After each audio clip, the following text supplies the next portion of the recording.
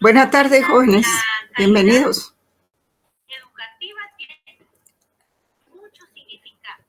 Buenas tardes, licenciado. Buenas tardes. Buenas tardes, joven. Es que estoy escuchando una capacitación que nos está proporcionando la Universidad de San Carlos por medio de la DEF, la Dirección General de Educación. Pero como no todos coincidimos en horarios por las clases, pues algunas capacitaciones las recibimos y otras no. Como en este caso, yo no la voy a recibir porque tengo mis clases con ustedes, ¿verdad? Y eso es lo primero. Bien, entonces vamos a continuar con nuestra presentación sobre los medios de solución de conflictos, ¿verdad? Creo que ahorita sí ya ingresó la mayor parte de los alumnos. Nos habíamos quedado en esta parte, ¿verdad? En la conciliación. Licenciada, antes de que empiece, yo quería molestarla con una consulta sobre mi examen. Fíjese que me apareció que no me presenté. No va a salir, voy a encender cámara. ¿Cuál es su nombre? Luis Felipe López Amayoa. Sí, yo le contesté a su correo. Eso estaba viendo. Y usted ahí mismo presentó la foto donde dice que ya no se permiten más entregas, que ya la plataforma no las admite. Y eso es porque el alumno se excedió en el plazo, ¿verdad? No se dio cuenta, tal vez la emoción. Dice que, licenciada, dice que yo vi que apareció ahí en la plataforma donde dice tu trabajo entregado. En la plataforma apareció tu trabajo entregado. Por eso me pareció raro a mí que no me había presentado. Yo no leí eso que usted dice, no me lo pasó, no me lo trasladó. Sí, y además, en el listado usted no aparece, porque si usted lo hubiera entregado en tiempo, aparecería como aparecieron todos los demás casos que me consultaron, ¿verdad? Yo, a veces pasa eso, yo siento mucho eso, ¿verdad? Pero la plataforma en sí no miente. Pues, a veces las plataformas están a favor y a veces en contra de uno, ¿verdad? Pero lo importante es de que la plataforma registra. Y en la primera foto que usted me envió, ahí aparece que la plataforma ya no recibe más instrumentos, ¿verdad? Más formularios. Y eso sucedió en el primer parcial también con 2 alumnos. Y yo lo siento mucho, pero ya está fuera de mi alcance poder resolver esa situación. Hay que...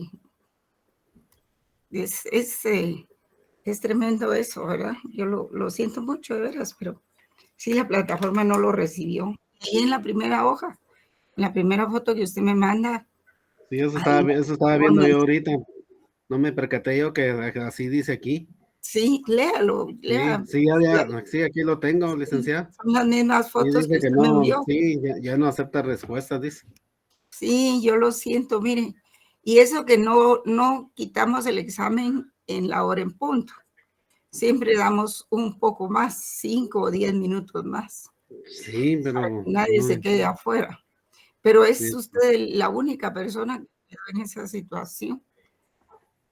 Porque recibí como 8 solicitudes de la sección A de que les aparecía NSP. Pero todos los demás era que no habían consignado bien su carnet.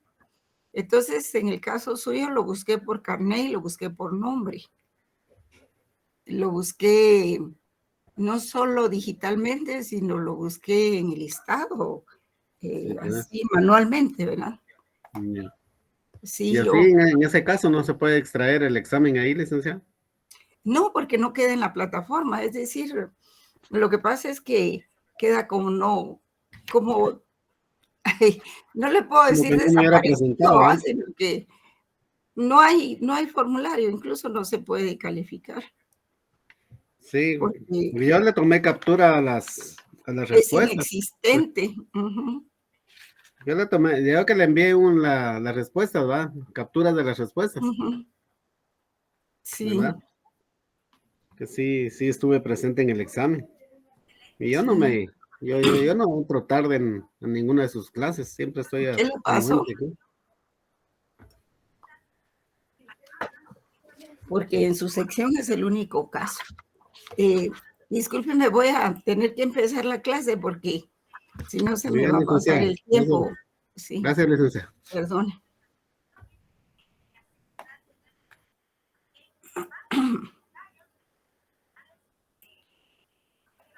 Bueno, nos habíamos quedado en la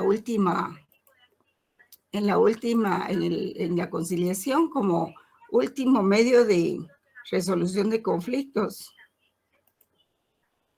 Como último medio de resolución de conflictos, que era la conciliación. Ahora vamos a entrar a otra parte, donde se estudia lo que significan los medios jurídicos o jurisdiccionales o cuasi jurisdiccionales para resolver conflictos. Y entonces, en derecho internacional lo que pasa es de que hay toda una gama de tribunales que pueden resolver los conflictos y se han creado diferentes cortes a nivel internacional. Hay magistrados a nivel internacional también, hay tribunales también, hay particulares y hay generales. De manera pues de que hay toda una jurisdicción que se encuentra en el ámbito internacional. Entonces, pueden ver ustedes aquí que dice, por ejemplo, en el libro del doctor Carlos Larios, pueden ver ustedes que dice que medios jurídicos o jurisdiccionales son aquellos en los cuales existe un órgano con jurisdicción, con poder para juzgar, al cual se acude para dirimir en forma pacífica los conflictos internacionales. Medios cuasi jurídicos o cuasi jurisdiccionales son aquellos que están presididos por personas que no ejercen jurisdicción ni tienen poder para ejecutar o hacer ejecutar o cumplir lo juzgado, pero que gozan del respeto en el ámbito internacional por su alta credibilidad y preparación al respetar el debido proceso y demostrar que tienen especialidad, que tienen capacidad, objetividad, independencia e imparcialidad, entre otros, ¿verdad? Así entonces, tradicionalmente se han reconocido dos medios para resolver conflictos: el arbitraje y la decisión judicial propiamente dicha, expresada a través de la Corte Internacional de Justicia.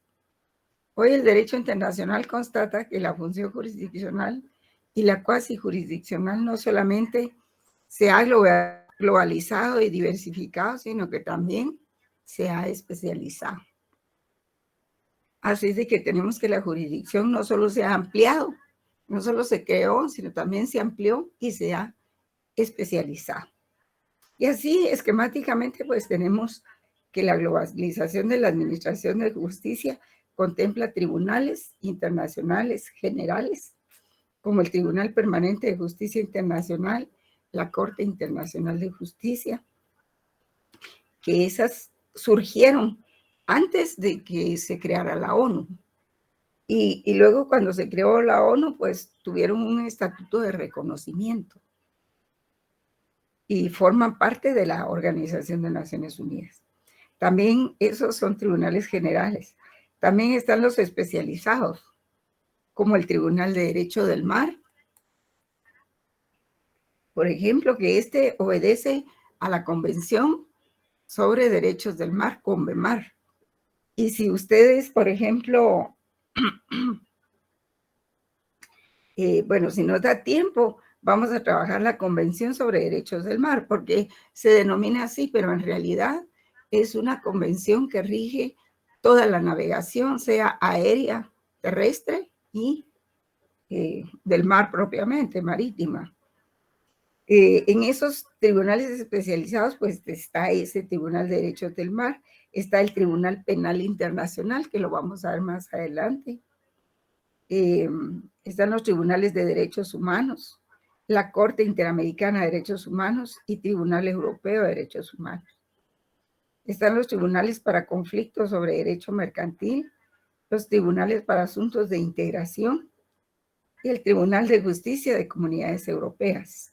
También tenemos el Tribunal de Justicia de la Comunidad Andina y la Corte Centroamericana de Justicia y el Tribunal de Cuentas de Europa, ¿verdad? Los tribunales de la Unión Europea, porque como ellos son una región y es una organización regional, entonces cada estado o cada país maneja recursos de esa gran Unión Europea, y por eso es que se le piden cuentas. También tenemos que han surgido otros tribunales, ¿verdad?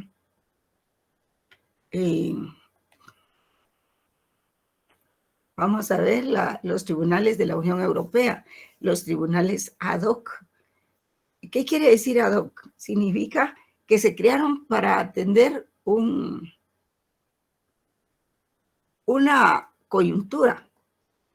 Si, por ejemplo, después de la Segunda Guerra Mundial, se organizaron los tribunales de Nuremberg para juzgar a todos aquellas personas que habían cometido delitos de lesa humanidad, ¿verdad? O delitos de torturas o crímenes de guerra. Un momentito, voy a ingresar a todos.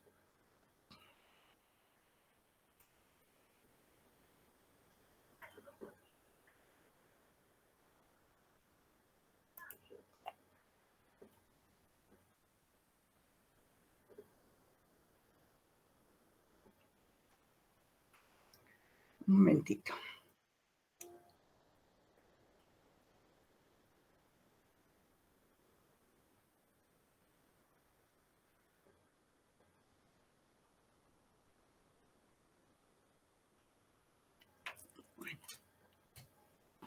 Entonces, estos tribunales ad hoc, por ejemplo, en los de Nuremberg, los soldados que ahí capturaron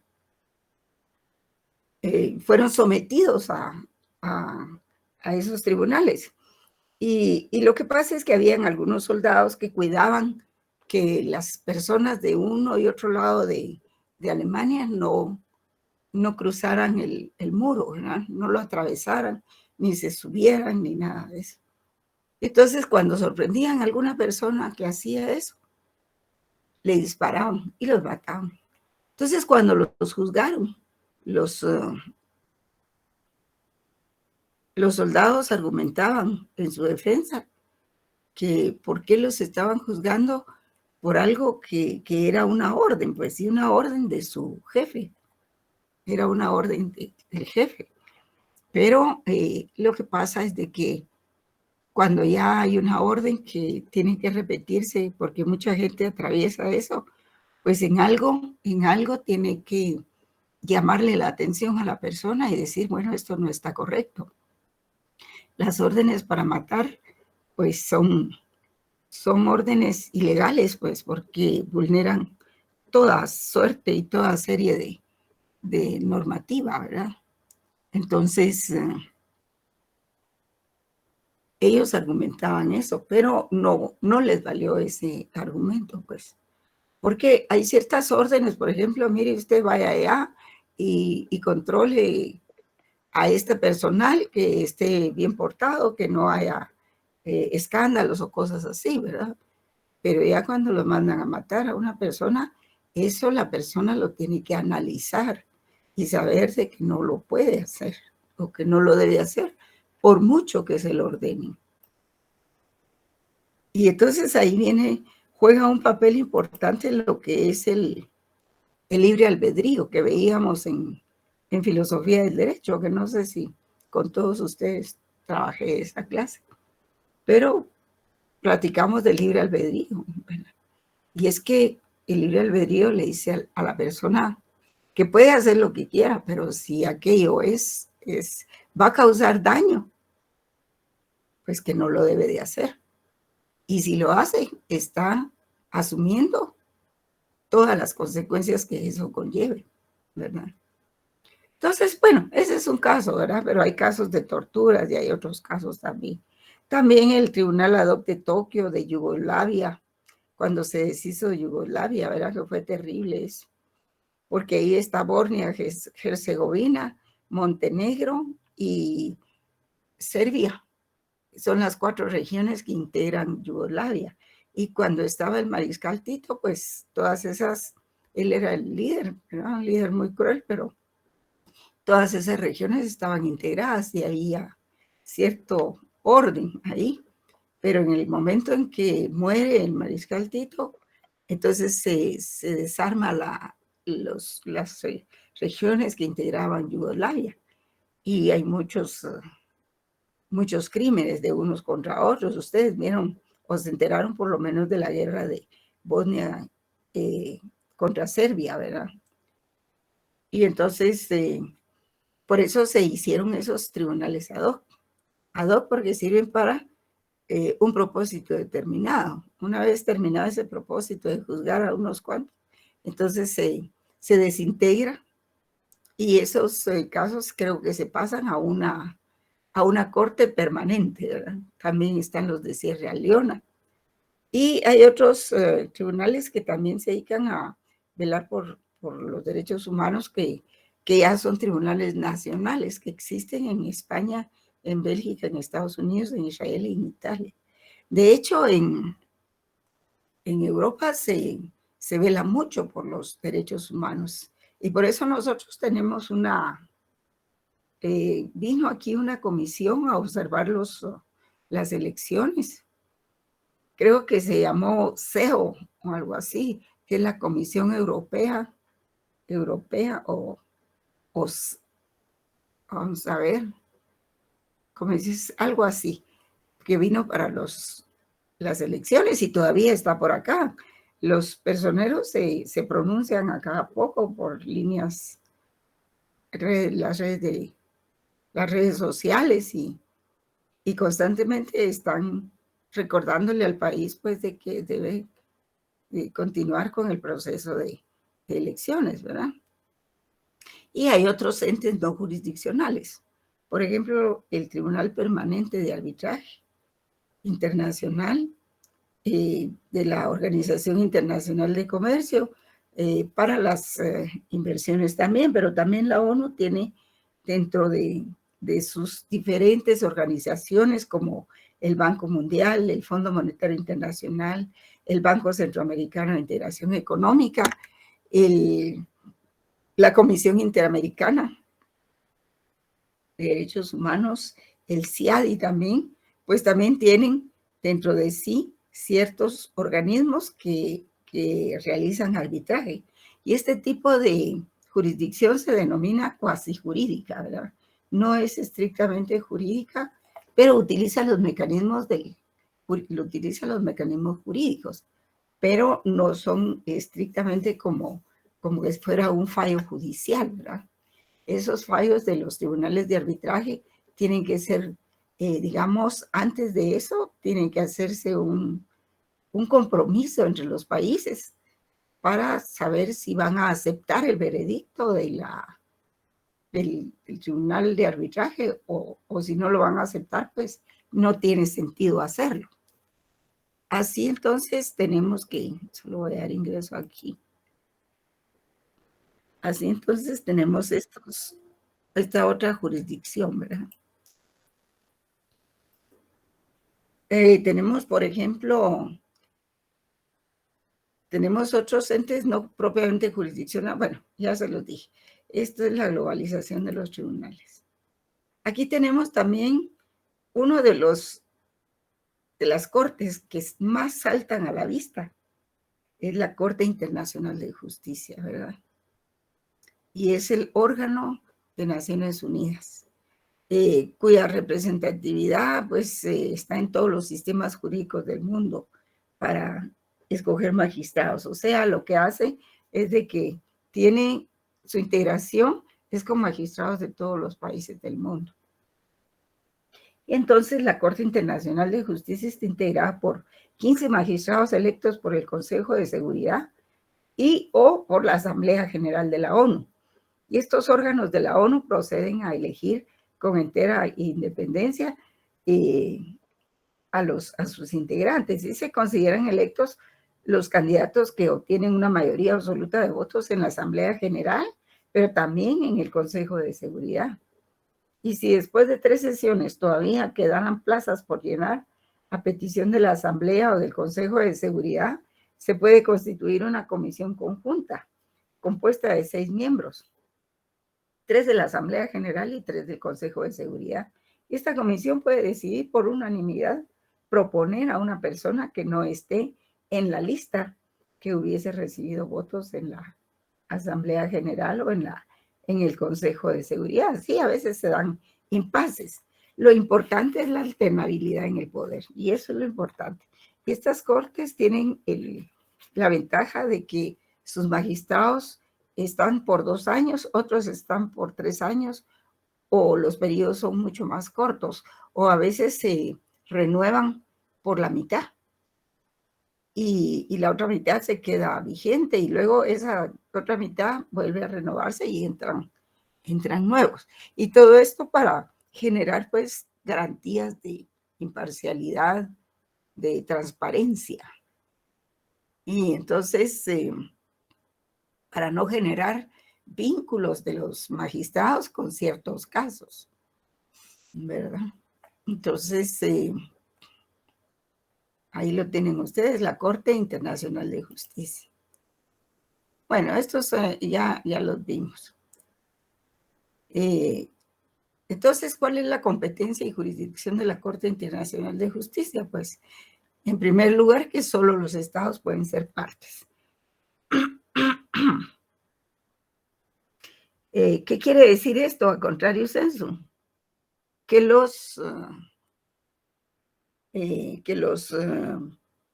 las personas no pueden acudir a esta corte, solo los estados como tales, ¿verdad?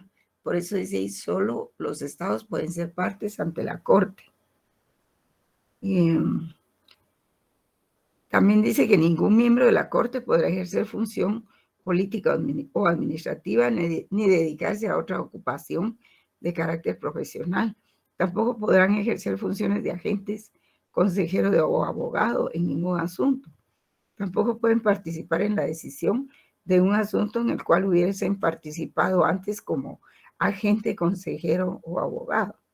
Sí, a veces hay casos que les llegan cuando ellos eran o actuaban en los órganos nacionales de su país y luego les toca verlo en segunda instancia o en última instancia cuando ya integran la Corte Internacional de Justicia. Y entonces, por ética y por moral y por transparencia y por muchas cosas, deben excusarse, ¿verdad? El presidente y el vicepresidente de la Corte duran 3 años en el cargo. Y son reelegibles, ¿verdad? Hasta un máximo de 9 años. Y son propuestos por el Tribunal Permanente de Arbitraje y no por los gobiernos, aunque es necesario el apoyo de estos. Su sede se encuentra en La Haya y el quórum es de 9 miembros. Pueden sesionar en cualquier estado o lugar cuando lo consideren adecuado y conveniente.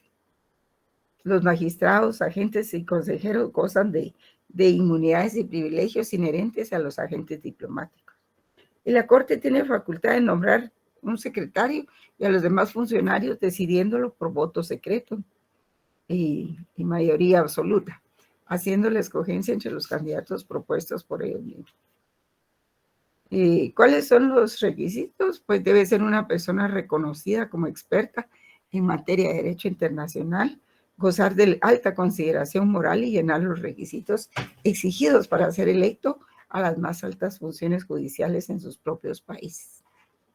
Entonces ya ven, jóvenes, ahí hay una posibilidad de trabajo, ¿verdad? Pero para eso hay que hacer una especialidad. Y los candidatos son propuestos por los grupos nacionales del Tribunal Permanente de Arbitraje. O sea, varias entidades, varias instancias participan en la propuesta y en la elección de los magistrados, a manera de que no estén comprometidos con alguno o algunos de esas entidades que los proponen.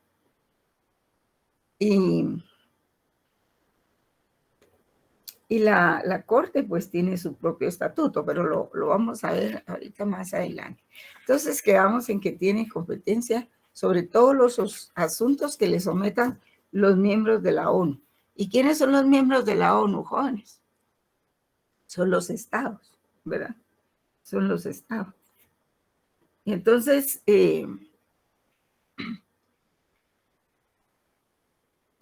este artículo que señala, el artículo 93.7.9.49, dice que la Corte puede conocer los asuntos litigiosos que le sometan a su conocimiento los estados, repito ahora, que acepten su competencia y también pueden evacuar opiniones consultivas de los estados y organismos.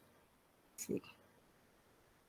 Lo que pasa es de que hay países que no son miembros de la ONU, pero si no son miembros de la ONU, a veces la Corte Internacional, no obstante eso, los recibe y atiende sus solicitudes. En cuanto a la competencia y jurisdicción, pues tenemos que tiene competencia sobre todos los asuntos que le sometan los miembros de la ONU. ¿Y quiénes son los miembros de la ONU? Los estados. ¿Cuántos estados hay en el mundo, jóvenes? Ustedes se recuerdan. ¿Cuántos estados son a nivel planetario?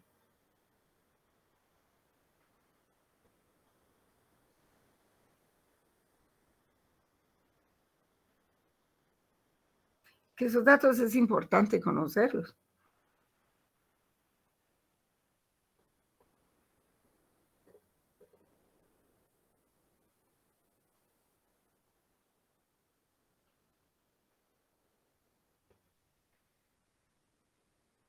¿Tienen el dato? ¿Cuántos estados hay a nivel mundial? Empecemos por ahí para seguir estudiando derecho internacional.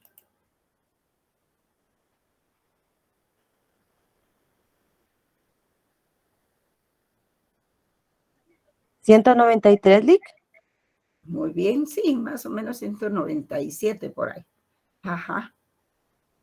Entonces, ahí están casi todos en la égida de la ONU, ¿verdad? Están inscritos, pero hay algunos que no. Sobre todo que últimamente se han creado muchos estados pequeños, ubicados en islas, ¿verdad?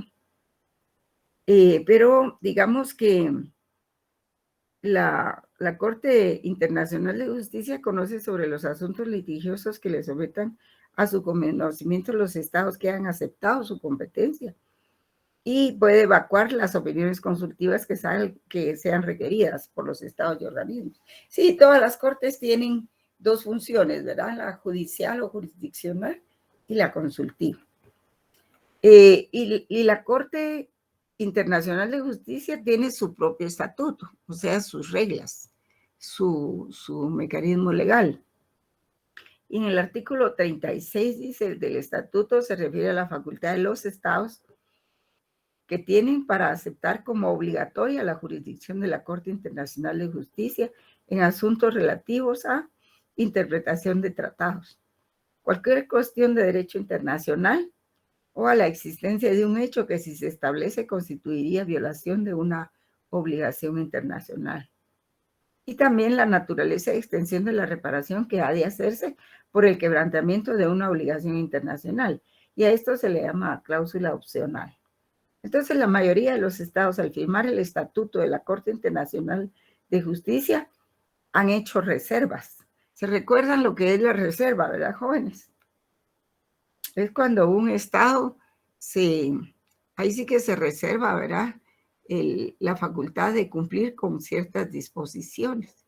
Y ese artículo 36 ha sido sometido mucho a reserva por los estados para proteger su propia jurisdicción, porque dice así, ese artículo 36 de su estatuto casi siempre es objeto de reserva por parte de los estados para proteger la jurisdicción interna de sus propios tribunales, en virtud de que obliga a los estados a aceptar como obligatoria su jurisdicción y a veces casi desaparece. Y ahí tienen ustedes los idiomas que se hablan en esas entidades, ¿verdad? Sobre todo el francés. En realidad, pues, En la práctica ha sido muy difícil porque los estados le han sometido la mayor parte del tiempo solamente casos sin importancia. Y en el caso de los rehenes de Irán, por ejemplo, se dio ese caso de que Irán no aceptó la jurisdicción de la Corte. En el caso del minado de puertos en Nicaragua, Estados Unidos retiró la jurisdicción de la Corte en cuanto a ellos en relación con el territorio centroamericano. Y no obstante, la Corte conoció el caso de Nicaragua y falló condenando el hecho e imponiendo la obligación de reparar daños. Y más recientemente, El Salvador y Honduras sometieron su conflicto de límites a la Corte y el fallo fue aceptado y acatado. Pues sí, porque llevar el caso a la Corte Internacional de Justicia no es solamente la Corte propiamente, sino ahí hay muchos. Si uno va a Holanda y entra a una verdadera ciudadela de edificios en donde están cobijadas todas las cortes que tiene la Corte Internacional de Justicia. Hay muchos tribunales, es decir, todos los tribunales que tiene la Corte Internacional de Justicia. Pero sobre todo hay muchos tribunales arbitrales que tienen cierta especialidad, ¿verdad? Entonces son muchos. Y, por ejemplo, en el caso de Guatemala, no sé si ustedes sabían de que el caso de Belice se sometió a la Corte Internacional de Justicia, porque ese caso no se arregla, ¿verdad? Desde el tiempo del presidente Arzú, pues él le reconoció a Belice, le reconoció, como hay tres requisitos de un estado según la Comisión de Montevideo, ¿verdad? Para que sea un estado y sea reconocido como estado, ese tiene que reunir una población, un territorio y un sistema político-administrativo, ¿verdad? Entonces, Guatemala le reconoció a Belice su sistema político-administrativo, su población, pero no le reconoció el territorio, porque eso está en disputa. Y entonces, como han pasado tantos años y no se resuelve esto, incluso hay una comisión de Belice que funciona en el Ministerio de Relaciones Exteriores. Pues ahí hay personas, hay abogados, jurisconsultos de mucha valía, pero sí ya tienen menos unos 30, 40 años de estar ahí y esta cosa no se resuelve. Entonces se decidió someter a la aprobación por una consulta popular el caso de Belice, tanto en la población beliceña como en la población guatemalteca, preguntándoles si quieren, si es su deseo, votando, ¿verdad?, someterlo a la Comisión Internacional, si daban facultades para eso. Y salió positiva en los dos lados, ¿verdad?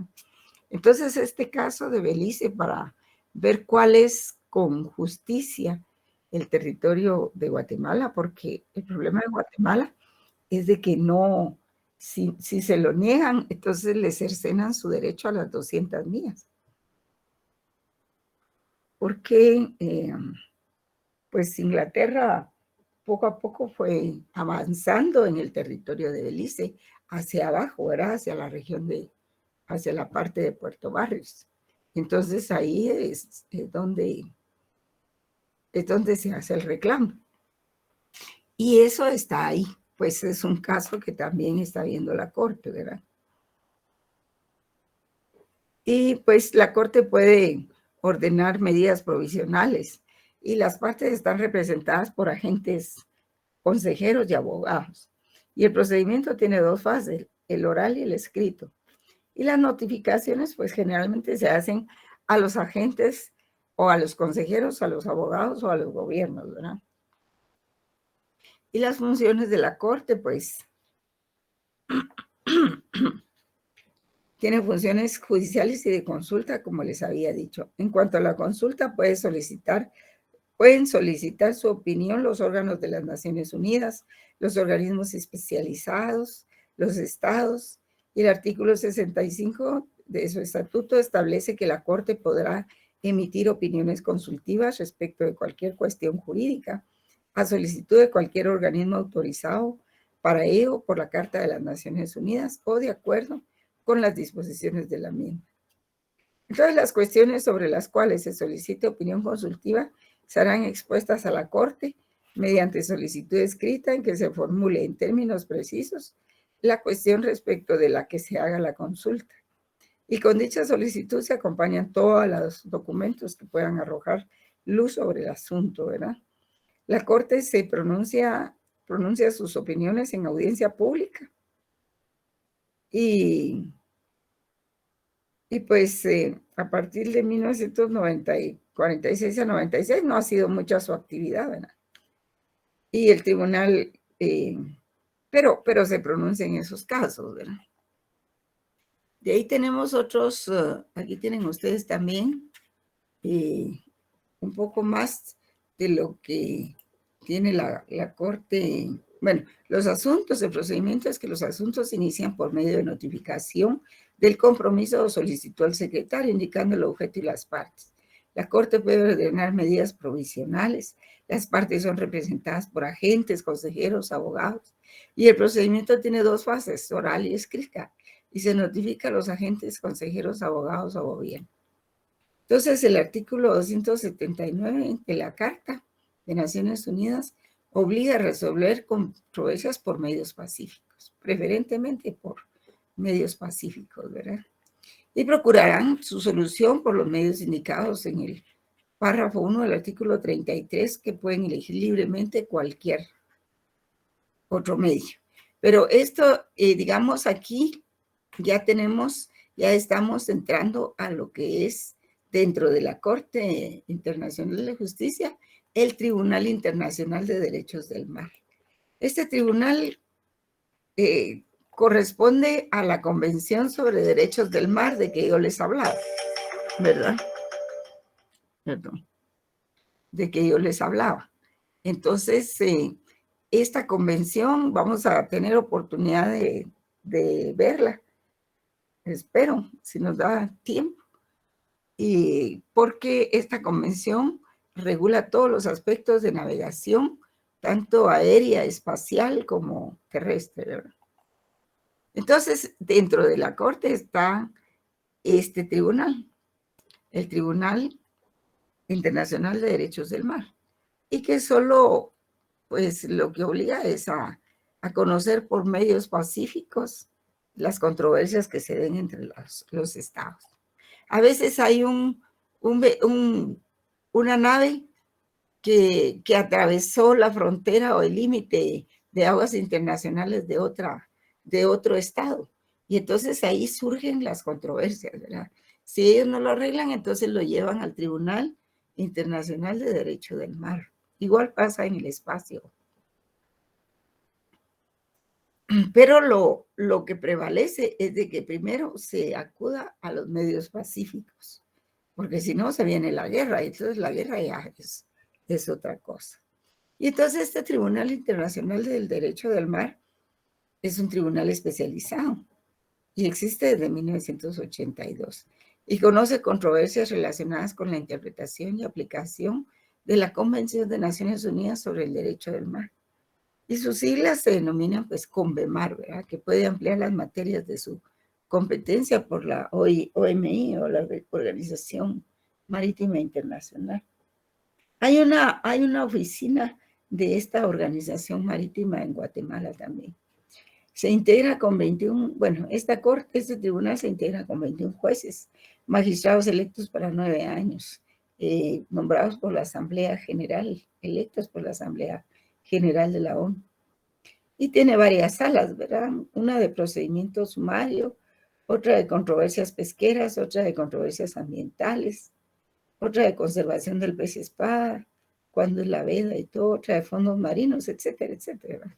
Es muy amplia realmente. Bueno, aquí vamos a entrar a otra forma de la jurisdicción, que ya hablamos del Tribunal Especializado de Derechos del Mar, vamos a hablar del Tribunal Penal Internacional. En el año 1998 se celebró en Roma la Conferencia Diplomática de Plenipotenciarios de las Naciones Unidas para el establecimiento de una Corte Penal Internacional. Y al final de la misma, el 17 de julio, se aprobó el Estatuto de Roma, en el que tenemos que ver todos los países, porque incluso se amplió a prohibir la pena capital en todos los países. De hecho, actualmente en ningún país se puede legislar a favor de la pena de muerte si se firmó esa convención del Estatuto de Roma. Y tampoco, aunque lo tenga en su ley, no lo puede aplicar precisamente por eso. Y entonces el 17 de julio del 98 se aprobó el Estatuto de Roma, que creó el Tribunal Penal Internacional. Y se trata de otro tribunal especializado, ¿verdad? Y el tribunal tiene su sede en La Haya, Holanda, ¿verdad? Sus idiomas de trabajo son el inglés y el francés como órganos permanentes. Y tiene una presidencia, tiene cámaras, fiscalía y secretaría. Pero vamos a ver un poco más acerca de este tribunal. Este tribunal, tengan presente esta diferencia. Este tribunal no juzga estados, juzga individuos, como lo dice ahí la filmina.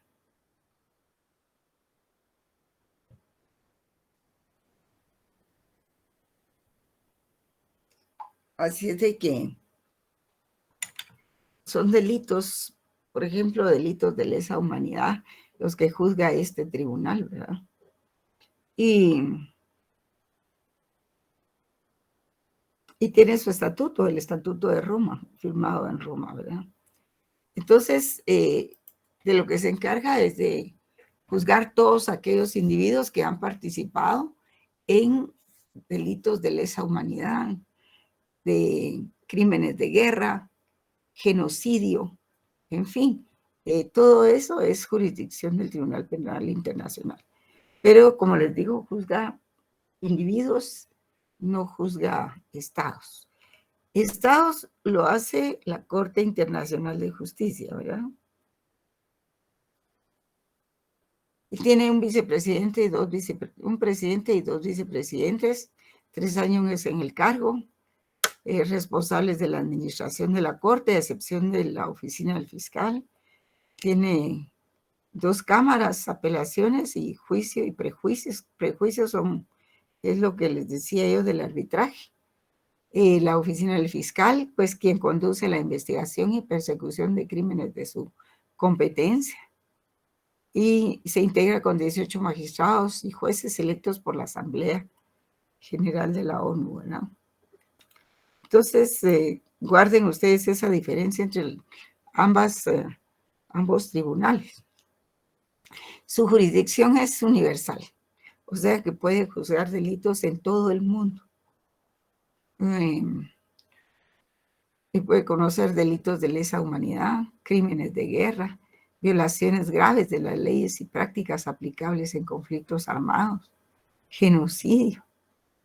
Y la agresión, el terrorismo y tráfico de drogas, estos son unos delitos que no alcanzaron consenso para dejarlos dentro de la competencia de este tribunal. Pero bueno, hay otros tribunales que los conocen, ¿verdad?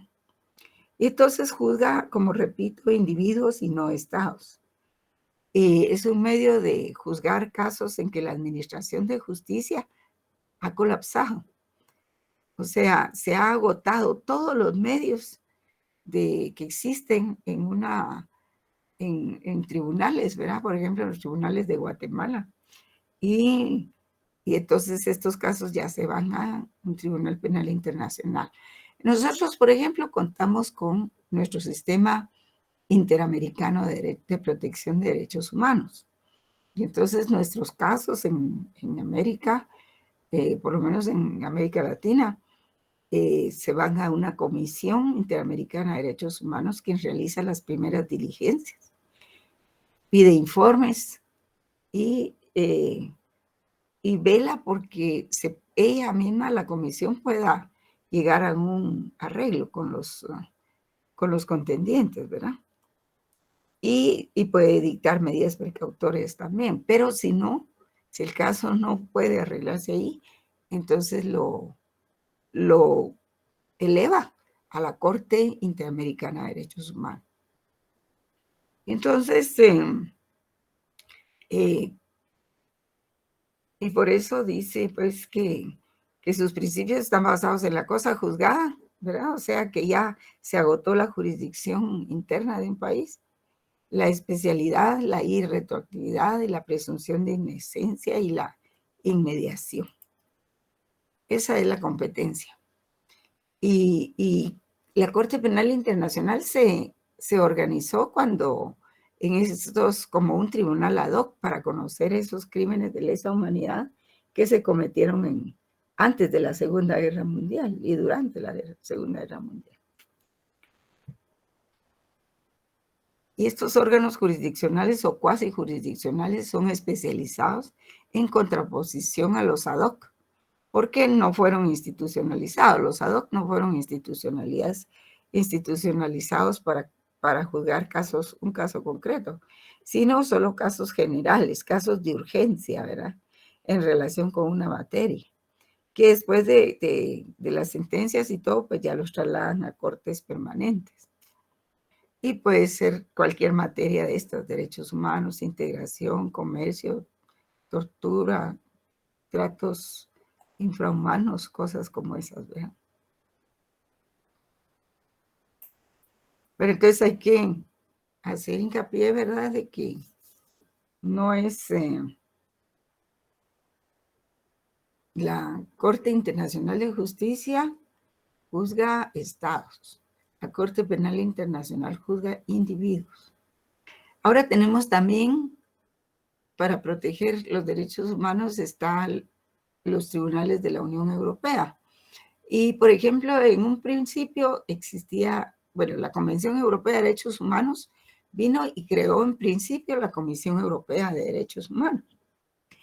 Pero esta después es sustituida en 1998 por el Tribunal Europeo de Derechos Humanos, con sede en Estrasburgo, Francia, ¿verdad? Y ahí pueden ver ustedes cómo se integra, ¿verdad? 40 jueces cada estado, un periodo de 60 años, actúa en comités de 3 jueces o en salas de 7 jueces, o una gran sala de 17 jueces. Y conoce asuntos entre estados, asuntos específicos entre estados, demandas individuales y opiniones consultivas. También tiene competencia en los asuntos de interpretación y aplicación del convenio. Y tiene una serie de tribunales y comisiones de derechos humanos. Y, por ejemplo, este Tribunal Europeo de Derechos Humanos se quedó así. Nosotros en América tenemos el Sistema Interamericano de Derechos Humanos, pero tuvimos, digamos, que se le pusieron más dientes a este sistema porque existe la Comisión de Derechos Interamericana de Derechos Humanos, pero también existe la Corte Interamericana de Derechos Humanos. O sea, en cambio, en este caso, existía la comisión, pero cuando se crea el tribunal sustituye a la comisión. En cambio, allá nosotros tenemos una comisión en el Sistema Interamericano de Protección de Derechos Humanos, pero además tenemos la Corte, ¿verdad? Entonces ahí como que hay más uñas y dientes para defender los derechos humanos. Bueno. Sí, gracias por la actualización, Leonel. Bueno. Entonces tenemos aquí lo que les explicaba, ¿verdad? Tenemos la Comisión Interamericana de Derechos Humanos, cuyo origen es el artículo 33 de la Convención Americana de Derechos Humanos, con sede en Washington, D.C., en Estados Unidos, y se integra por 7 miembros electos en la Asamblea General de OEA. Sí, digamos que OEA, este sistema interamericano surge en el seno de la Organización de Estados Americanos, de la OEA, y promueve la observancia y defensa de los derechos humanos. Cualquier persona o entidad no gubernamental puede denunciar violaciones a la Convención. Artículo 44. Esta comisión investiga, pide informes, prepara informes y puede acudir a la Corte Interamericana de Derechos Humanos al no cumplirse sus recomendaciones. Entonces, está la Corte Interamericana de Derechos Humanos, y con el mismo origen, ¿verdad? En la Convención Americana de Derechos Humanos con sede en San José de Costa Rica. Y ya ven ustedes ahí cómo se integra y tiene competencia para conocer peticiones y denuncias de personas, grupos o entidades. Aquí ya no es solo estados o solo personas, ¿verdad? Sino que por la materia tiene más cobertura. Y tienen derecho a someter un caso a la Corte y deben agotarse los procedimientos ante la Corte Interamericana o la Comisión Interamericana de Derechos Humanos. Conoce las violaciones de derechos humanos, ordena garantías de goce del derecho a personas y ordena reparación del pago de indemnizaciones a la parte lesionada. O si no, ordena otras cosas, ¿verdad? Por ejemplo, en el caso del conflicto armado interno, pues ha ordenado que se juzgue de nuevo a los jefes que existían en el ejército durante esa época. Y el país y Guatemala tuvo que obedecer, ¿verdad? Y tenemos el Tribunal de Justicia de Comunidades Europeas. Realmente Europa persigue la protección de los derechos humanos y sanciona en todo el mundo. Y como les decía, aquí pues está el COE, que es la comisión que le da seguimiento a las elecciones y que ahí está, pues sigue ejerciendo sus funciones temporales, eso sí, ¿verdad? Pero hasta que el proceso de elecciones no concluya, ellos van a permanecer aquí, dijeron, ¿verdad? Y hay otros órganos de vigilancia, como por ejemplo el subsecretario de Estados Unidos que vino ayer, o antier me parece, y otros funcionarios de la Unión Europea que van llegando, ¿verdad? Se están como quien dice turnando. Y entonces está también otro Tribunal de Justicia de Comunidades Europeas desde 1952, lo que yo les decía, ¿verdad?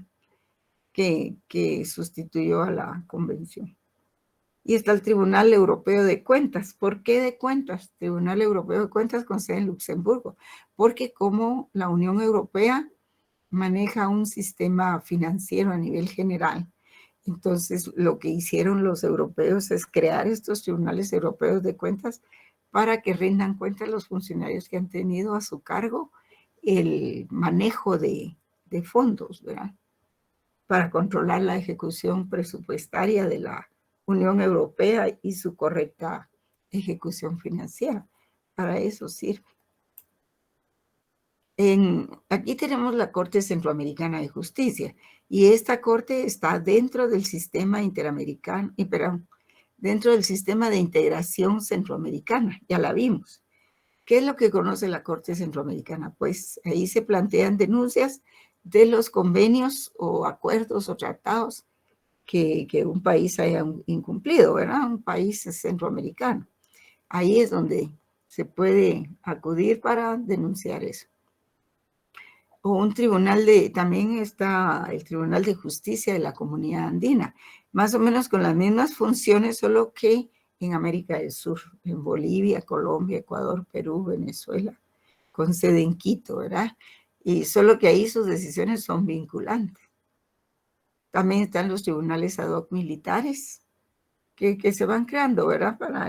Para ciertas cosas. El otro Tribunal Militar Internacional de Nuremberg, que pues quedó permanente.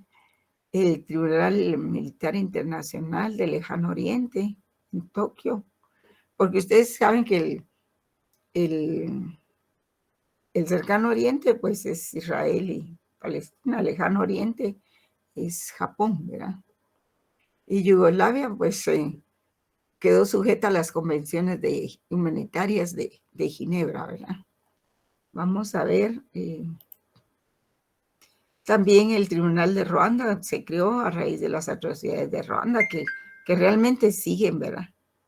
También el Tribunal de Camboya y el Tribunal de Sierra Leona. Miren, vamos a dejar acá porque ya se nos fue el tiempo. Vamos a ver mañana el arbitraje. Solo les quería decir que les había enviado la Carta Democrática Centroamericana. Ay. Gracias, licenciada. Buenas noches.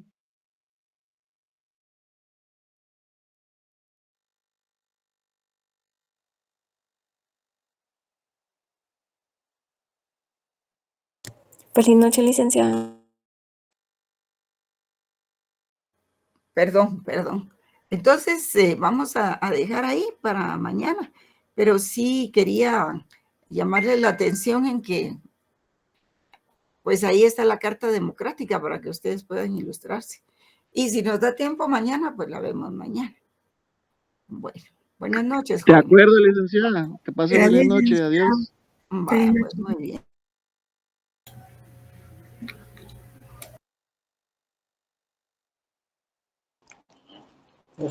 Luis, unite al grupo. Gracias. Gracias, compañera. Bueno. ¿En qué grupo están? En el de la sección. Nada, gracias. Vaya. Gracias.